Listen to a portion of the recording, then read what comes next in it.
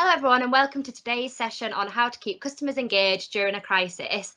Today we are joined by Amy Birch, Head of Client Services at Wired Plus. Amy manages the consultancy and strategic support given to Wired clients as part of their managed service solution. She works with businesses to build and implement marketing strategies in line with their goals. And we're also joined by Cheryl Crosley, PR Associate Director at WMG. Cheryl has 11 years industry experience and has worked on brand reputation and crisis comms for clients, including Pretty Little Thing, Red Row Homes and SCS. Together, Amy and Cheryl will discuss how, during this time of economic uncertainty, it's important for brands to keep customer engagement alive. They will discuss recent research conducted by Edelman and what their report means to you before outlining the 5 do's and don'ts for comms in a crisis. We will cover frequently asked questions in this webinar. If you have any other questions, please feel free to send us them by email or social media. Over to you, Cheryl. Hello. So Amy and I were talking about the impact of coronavirus on comms in general with clients, and we're seeing sort of enormous amounts of uncertainty. A lot of clients feeling quite unsure of how to approach their comms, and thought that this was a really interesting topic for a webinar. So as Samantha mentioned, we're going to talk you through some of the do's and don'ts, but to begin with, I think some of the inspiration from this session came from a new report by Edelman. So massive fan of their reports, a bit of an addict to their annual trust brand reports that they bring out in January, the Trust Index, and they've released one specifically around coronavirus and the pandemic. So it's Edelman, for anyone that doesn't know, is one of the world's leading communications firms, and this new study, it's 12 markets, so it covers UK, US, but also places like Brazil, Canada, China, France, and it's all about the critical roles that brands are playing as part of the virus and the expectations of customers in terms of their communications and their response. And there's some really interesting stats within this that we're going to talk through that help to sort of fuel those 5 do's and don'ts. I think overall the data reveals a sort of urgent need for brands to act, but also being really mindful of what that action should look like and how, you know, there are consequences of not thinking it through and just powering along with your existing strategy rather than reviewing and adapting accordingly. So a couple of stats that we thought were quite interesting, so I'm just reading them here. The report highlighted that 2/3 of UK respondents specifically said that how well a company responds to the virus will have a huge impact on their likelihood to buy from it in future, which just goes back to what I was saying before about the potential impact long term about getting your comms wrong in this situation and your response. 60% said that in the time of crisis they're turning more and more to brands that they can be absolutely sure they can trust, so that trust element is so key. And on the flip side, 1/3 have already convinced other people to stop using a brand that they felt wasn't acting appropriately. Obviously, this crisis is going to fundamentally change how we think and behave in future, and it's unlikely that there's going to be this rapid return to normal. So we're going to have to build our comms around trust, building that trust up over the long term, reassuring customers, and I think comms is such a massive part of that. I think that there's also that recognition that we have to keep talking to our customers and to our contacts. I think that many companies, or what we've seen is that many companies are stopping that communication because they're worried about getting it wrong, and we've definitely seen that some brands and some companies have got it wrong. But what we're hoping to do today is walk you through the 5 do's and some 5 don'ts when it comes to comms in a crisis. So hopefully you'll be able to take away some quick strategic changes that you can make for your business.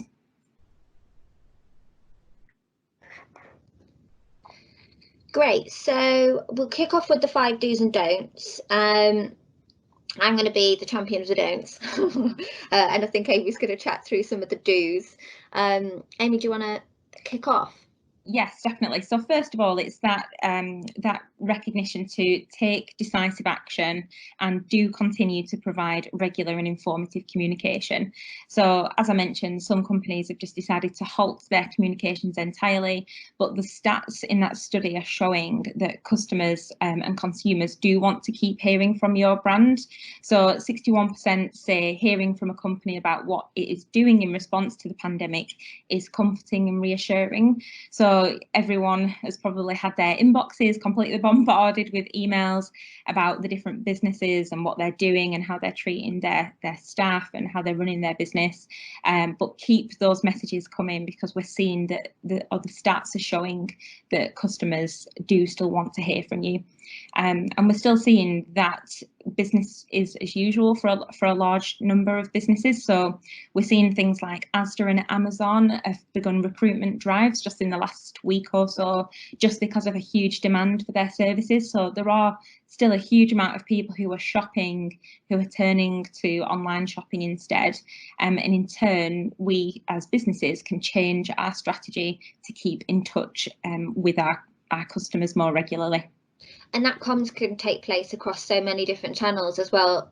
So obviously with your customer emails and social media accounts feel quite a natural way, but also with your PR. So providing regular comms to the media about what you're doing, particularly if you're a big brand and you have a lot of influence within your industry, they do want to hear. We're seeing a load of requests coming through, particularly for businesses that are still recruiting. There's a definite demand because it's useful and it's informative at this particular moment in time. People want to see what opportunities are out there for them. So this is something that works across all channels. Definitely.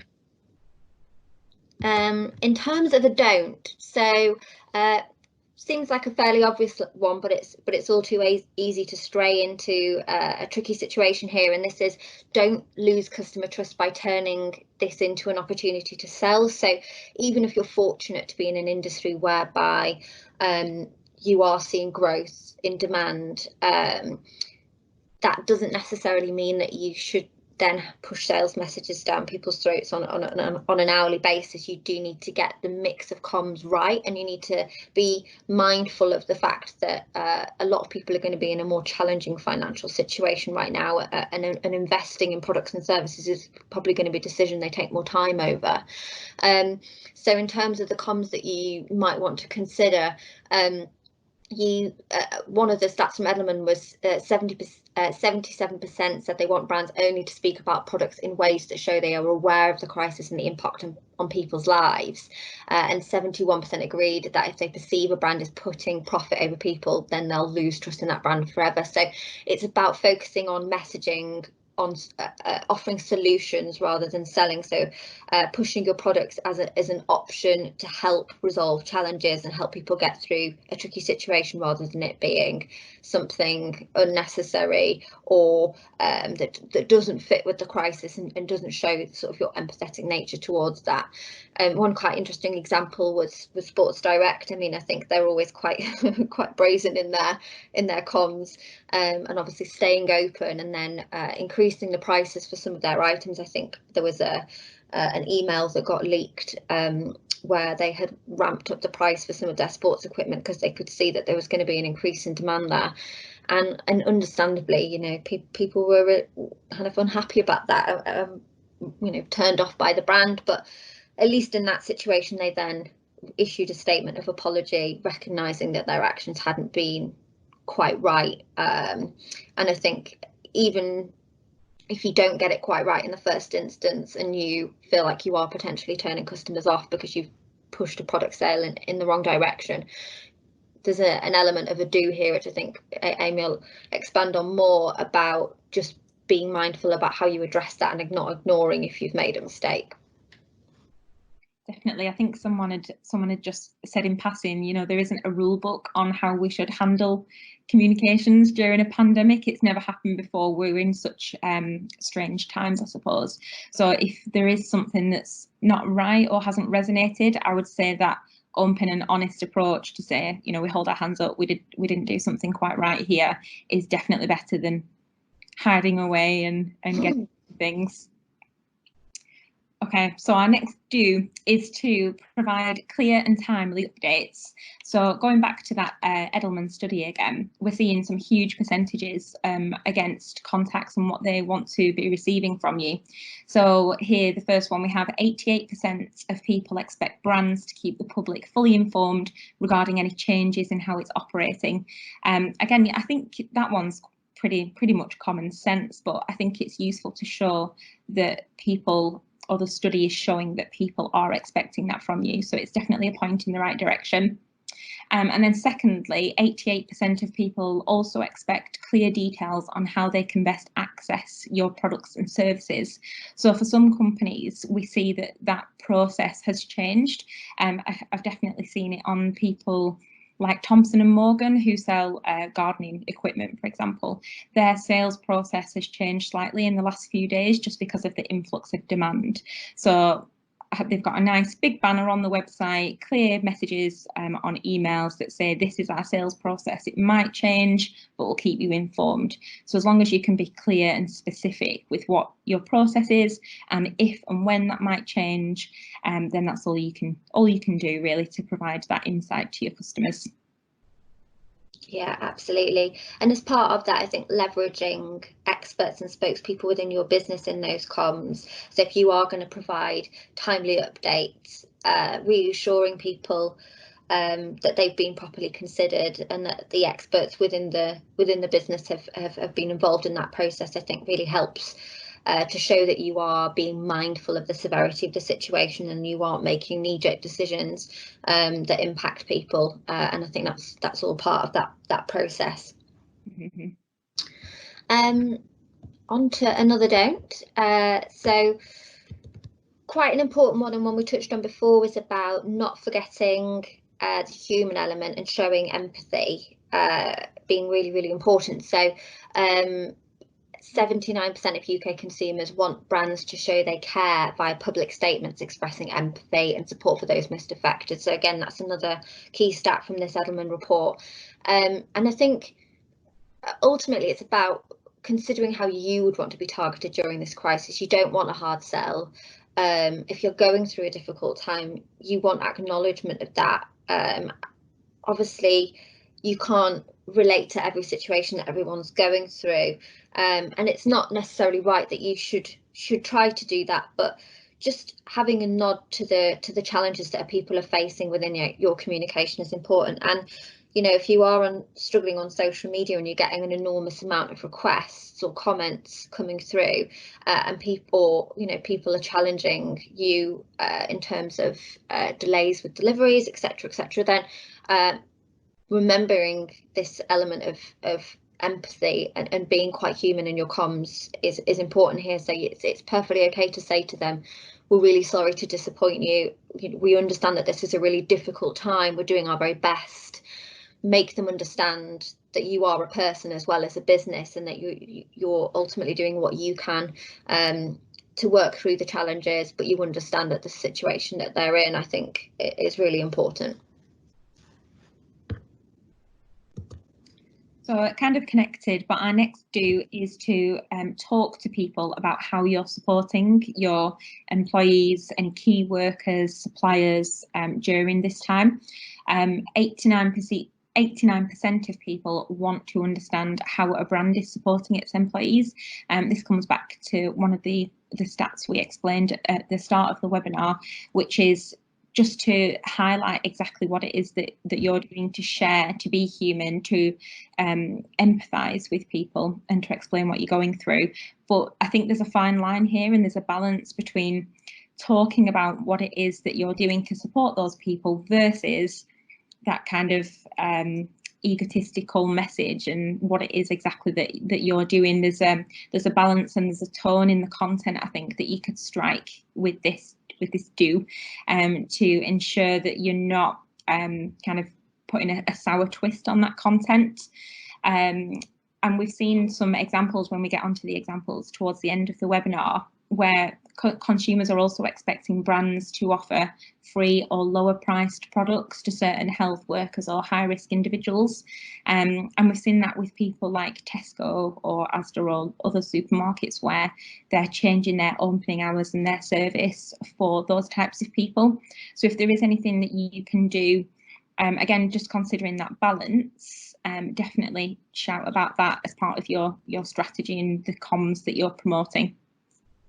I think that's it. The support you offer has to be genuinely useful in order to not feel egotistical. It has to be something that's adding genuine value, and then you're sort of on a safer path. Where if it's something that's perceived to be more for your own benefit, then there could be potential repercussions of that. So just always be mindful of your audience and what is going to be ultimately useful to them.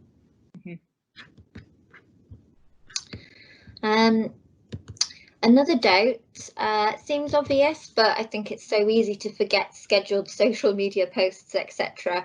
And this is not sending a campaign for the sake of it. So reviewing your marketing calendar, making sure that if you have got assets scheduled to go out, that they are reflective, or they have been adapted and they are reflective of the climate and the messaging that you want to put out now, not what you wanted to say 3 weeks ago or whenever it is that you started planning things, and also not saying something just for the sake of it. So I think, does my message provide genuine value for the reader is a question to continually ask yourself.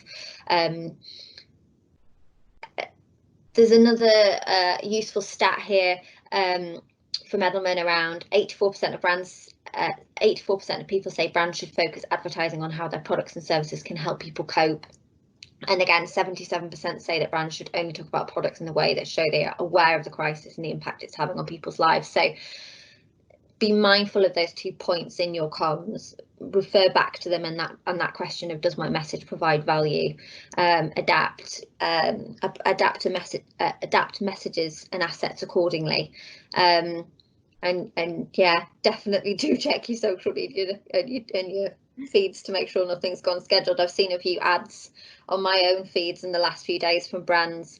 I saw one for a teeth whitening company last night talking about people about to get married and how they might want to have their teeth whitened, and I thought, you know, that's really unfortunate, because it probably could have been a very effective campaign for them, but there was just a row of messages underneath from people saying, well, no one's getting married right now, like this is a stupid post to put up. And it's little things like that should be revised and checked before things go out. Easy to slip. Yeah, definitely seen it on emails as well, where especially with the time of year we're in as well, with that kind of spring summer collection releases for retailers, and at this time of year we're usually ramping up for our summer holidays, but if there are any things like automated emails as well that are sending out, or any nurture series, they're definitely worth revising too. I think it was one retailer that came under fire a little bit for highlighting the spring and summer collection, and that is one that has stayed with me now. So yeah, definitely worth revising. So on to the next do then. This might be a bit of a different one, might not have been considered for a lot of people, but I think we should be asking our customers what kind of messages we want to hear from them. Now, I've seen this quite a lot, predominantly on Instagram, I would say, where, because people are, or influencers, I suppose, have got those contracted posts, those stories that they have to go on and share, rather than kind of going full steam ahead. They've been asking their audience, do you want me to carry on as normal, or should we be tailoring the content more in a relevant tone of voice for what we're all experiencing? And I think the wider audience have said, we want real life. We understand that there's going to be some ads, we understand that there's going to be some promotion, but we don't want this kind of highlight reel, I suppose, of content. I think that the tide is turning and people do want to see that real life mixed in. So if you can run any kinds of polls, surveys, feedback messages, whatever it might be, however you want to ask your audience for that information, ask them what they want to receive. You might be surprised, it might be completely different, but I think that we now have the chance to change our strategy, and we should be putting the time in to amend our strategy based on what our contacts tell us. So now is a great time to learn more about the audience really, and learn more about what they want to know from us. And another important don't, it's something that you will hopefully be following in nearly all of your comms all of the time, but obviously super important not to forget now, is about not mentioning personal opinions or politics. So there's a difference between being empathetic to people's situations and expressing opinions on their situations, and politics. There's never really a place. Keep the politics to the politicians is probably what I would always say, particularly with any reactive PR and associated statements. But overall, in all comms, really, it can take you down a slippery slope, and people have very strong opinions themselves about how things are, what the response is, what the expectations are of the government, and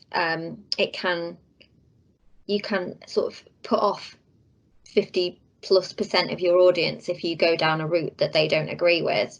And kind of harping back to what we were saying earlier, is just focus on being useful and informative in your comms rather than straying down this dangerous path. So our final do is to ensure that you are sharing information across multiple channels, and to make your assets work hard for you. So if you are creating an email that you're sending out to your audience, take the content and reformat it for your social media, for your website, for whichever digital channel you're promoting your content. You don't need to spend an awful lot of time, I don't think, on these kind of communications. Just take that piece of information that you want to share and make it work across those different channels. I think it's really straightforward and really important to make sure that your messaging is consistent across those channels. So again, it might just be another do that is common sense, but if you can take that content and share it easily, then you're going to save yourself a lot of time and hard work in the long run. Absolutely, yeah. And our final don't is don't forget the power of connection and community.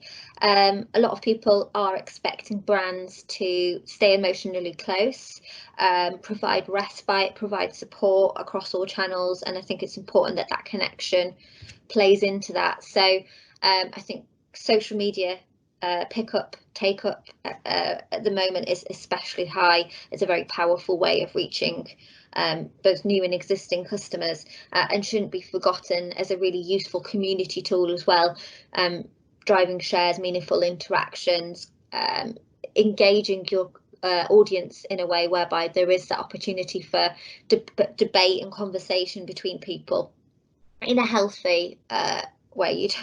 Going back to the previous don't, you don't want to turn things into sort of a political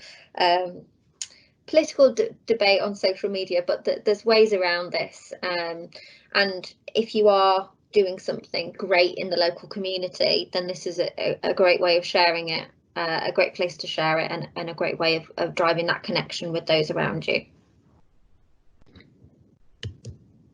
So this will lead us on now to some examples of some brands that we've seen who are doing this really well. So first up we have Pret. So they have been offering free drinks, free hot drinks to their NHS staff, and 50% off food for the foreseeable future. What I liked about this one was that there isn't this time frame assigned to this kind of offer or this promotion that they're running. It's just you get this 50% off for the foreseeable future, and it is just such an unknown at the moment that I think that that's just a really nice touch where they're not enforcing a specific time limit on what it is that they're offering. Their comms is so lovely and clear and concise as well. It's very, they haven't sort of rambled on and as you said, Amy, turned it into something that's about them. It's very much this is what we're offering, this is why, full stop, you know, and I think it's easier to digest. It makes it more shareable, but it also makes it feel more authentic. I think when you don't turn it into this massive hoo-ha, if you do carry your message through, you know, in a very simple clear way, it's more impactful. And they're quite well known as well, aren't they, for doing things like this? They've definitely had things like this or run similar kind of campaigns, I suppose, in the past.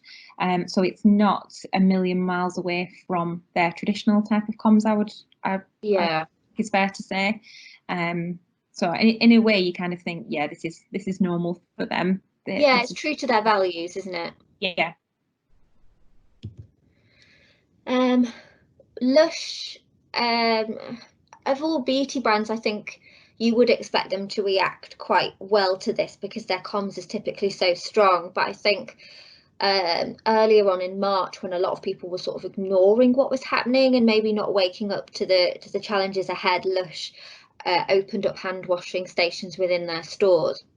Obviously, their stores are now closed, as are their European warehouses. But at this moment in time, when they could do something, they reacted quickly by offering these free hand washing stations. It's just so simple, and it's accessible and easy for everyone. And again, it feels really authentic to them as a brand to offer a useful service with no expectation of the customers in terms of sales. It was never about that. It was saying this is a crisis, this is a challenge, and this is something we can do to help. Very simple, but yeah, really clever, I think. Yeah, I agree. I like that one. Next up, we have supermarkets, which are obviously a huge industry, and we couldn't possibly talk about them all.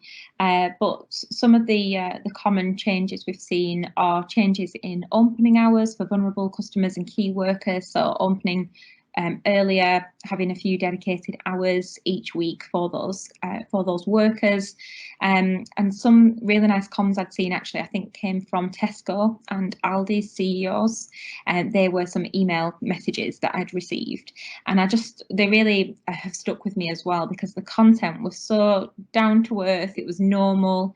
It was really as though they were writing a letter to each of their customers. And they have stuck with me because they're just kind of updates on making sure that their suppliers are being dealt with appropriately. They're doing everything they can for the customer. They were sending out weekly emails. And at first I thought, well, a weekly email, it might seem a bit like too much for a supermarket, but really because the landscape is changing so quickly, those weekly emails have been useful, I think, and important for a lot of people. So they're a couple that stand out really. With the supermarkets as well, just thinking from a pure PR perspective, the limitations on amounts that people are allowed to buy, reacting in that way and communicating that accordingly, I think helped enormously in stopping and tackling that panic buying at the start, and offered a lot of people reassurance as well that the supermarkets were aware that there was a challenge and that people were going and that they weren't finding the items that they wanted.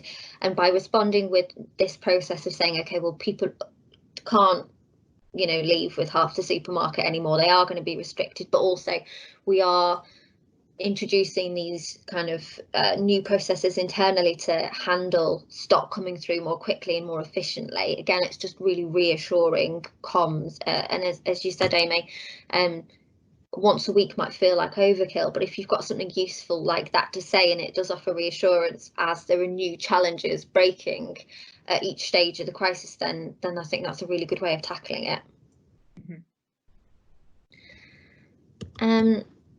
We've seen as well a lot of clothing brands that I would say have kind of had some really sort of tough years with particularly with media attention.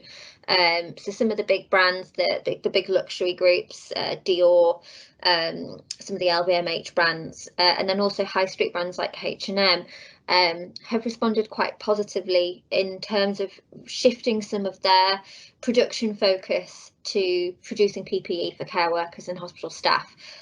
Don't get me wrong, they've still received a large amount of negative press in other areas for other things that they've been doing, but this was a simple way of showing again their support of the situation, lending a hand where they could most effectively.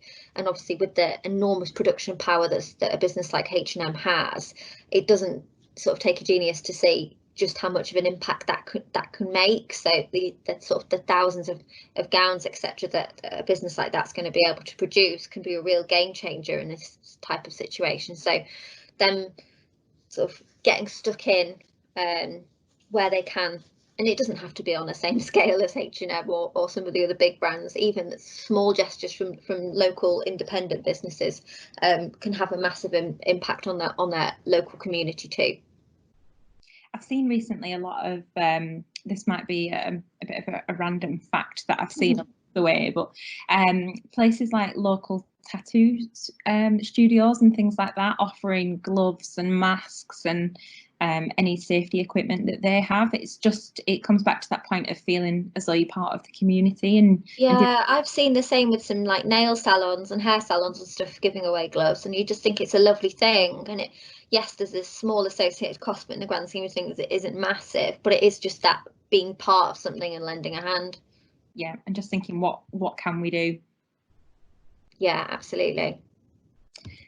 We've then got GiveGaff, who have a really nice campaign that often runs, or that they were previously running, I think, before the pandemic kind of hit, which was a Putting Community First campaign. So it's kind of bringing positivity through their campaign. So they're looking at any community projects that they have.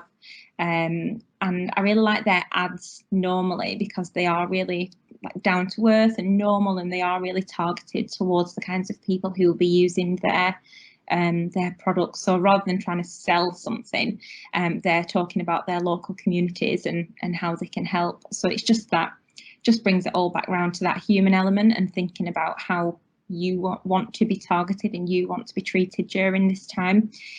So it is nice to see those big brands can implement those changes as well. I've seen the co-op ads as well recently. They're really lovely shift from it being all about the sort of Easter ranges to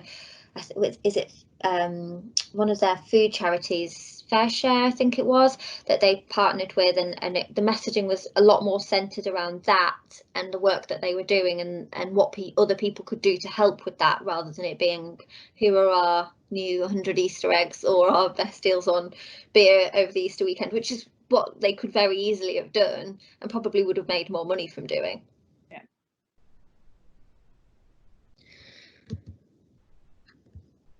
Okay, so this will take us into some FAQs. So we've just collated a couple of questions that we have had from some of our clients on the WMG side and on the Wired side over the last couple of weeks. So we'll start off with one for you, Cheryl. How can I ask my customers what they want to receive from us? So as you were saying, Amy, I think polls work really, really well from this. I would avoid open social media posts, because even though putting a question up on social media is very tempting, because you know that a lot of comments are going to drive further reach, it's all too easy for those to stray in a difficult direction or for comments to turn negatively. So setting up a poll, maybe putting a small amount of social spend behind it to drive it to your existing customers, so your existing social followers, and just simply asking them what it is that they want to receive from you in terms of communication, how often, what information would be useful to them and in what formats. You only need to do it probably once initially, and then if situations change dramatically, there may be a second time later down the line, but it should give you enough information to work with in order to review and adapt your marketing plan accordingly. But I think social is a good way to start. I would imagine it can also be quite effective across email. Yeah, I would say something like a survey.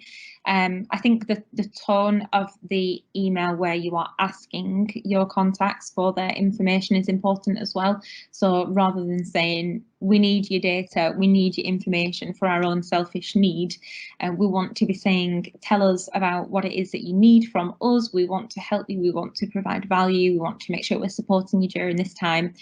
So to allow us to do that, please tell us more about what you expect from us as a company, and we'll do our best to provide, just to make sure that it doesn't come across as too salesy or too much at this time, I would say. I'd be tempted as well to avoid any incentives. So all too often when you run a survey, it can be tempting to add sort of an incentive of a £100 voucher or a free this or whatever in order to increase respondent numbers. But with this, you want the people to reply that genuinely care and are potentially going to be the most difficult if you get it wrong. So I would keep it quite open, because those that are less fussy about the comms that they receive it'll probably pass them by. But those that really do care and that are most likely to be more challenging or challenge you as a brand if you get it wrong are the ones that are going to respond and allow you to adapt accordingly. Another question that we had that I think is probably a good one for you, Amy, was, if my business is closed, should I still be distributing campaigns? Yes, I think so. I think this comes back down to a few different factors.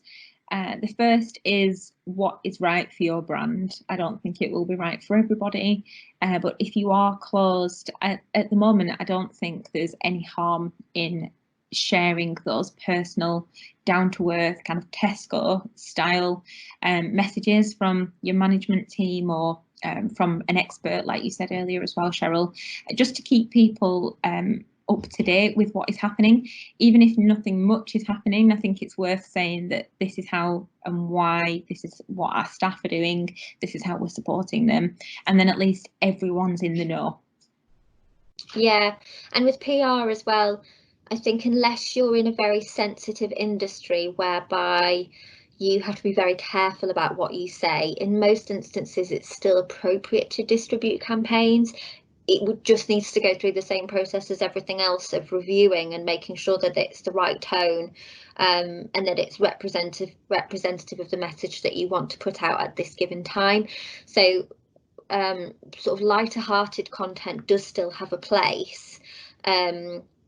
I think you have to make sure that it's representative of who you are as a brand and the kind of messages that you always put out. If you are consistently putting out quite playful content, then don't stop now, just review it and make sure that it's appropriate. And it's the same with PR content too. If you consistently put out a monthly brain teaser or quizzes, or you run national polls on quite light-hearted lifestyle topics, and it's still fine to do that, you might want to add a nod to it within any comms outreach to media, but people still need that distraction, so there's still a role to play there. Just review it, make sure it fits the brand, fits the messages that you want to put out, and couldn't be perceived to be inappropriate.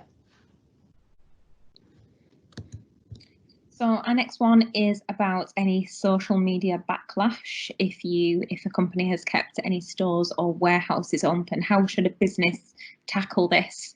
I would definitely say this is more of a PR one. So I mean, you don't want to take PR lessons from Sports Direct every second of the day, but the way that they tackled their mistake, again, as we mentioned earlier, was very effective. If you make a mistake or you're experiencing backlash, you need to acknowledge it. You can't just ignore it. People want to hear from you. That's why they're posting on your page, is because they expect a reply and they should be replied to. I think acknowledging comments underneath the comment and saying, we've direct messaged you about this, if that's an option, is good. Trying to take conversations outside of the public domain can be effective, but at the same time, if you're seeing reoccurring issues arise, questions come up, then you might want to tackle it with a post in itself addressing what that is and how you're responding to it. Don't ignore a problem. Don't you're obviously not going to adapt all of your processes accordingly, but you should acknowledge the processes that you have reviewed and you have adapted in response to the situation and in response to any backlash. You need to be careful with posting separately, because you don't want to alert all of your audience to something that they weren't previously aware of. So I would only suggest that you do that if it's a very high percentage of people that you think are now aware of these situations, or that are asking you for answers to these questions. Why am your warehouse is still open? What are you doing about social distancing? Then you should address those questions accordingly. But more often than not, it can be on a case-by-case basis, which is time consuming and it's manual, but it's worth it. I think there's probably some more bespoke comms on email that could be delivered to certain people. Amy, is there anything can be done there? If you have, I guess what you'd need to know first of all is whoever that group of people are. But if you can group or segment that audience together and share a mass email, then that's definitely quicker. Like you said, Cheryl, rather than messaging each person individually. But exactly like you've seen, I've seen messages or emails in the past where they've said, "So sorry, we made a mistake on our previous email," or "So sorry, we've made this mistake," and it just draws your attention to what was that mistake, and you kind of go looking for it, yeah, and figure out what had happened. Well, if you nosy like me, I suppose.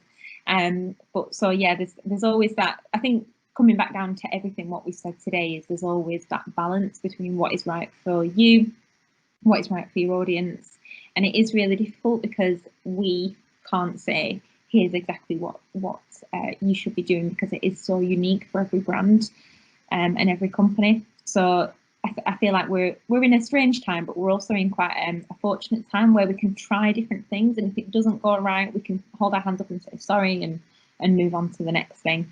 I think people are being patient.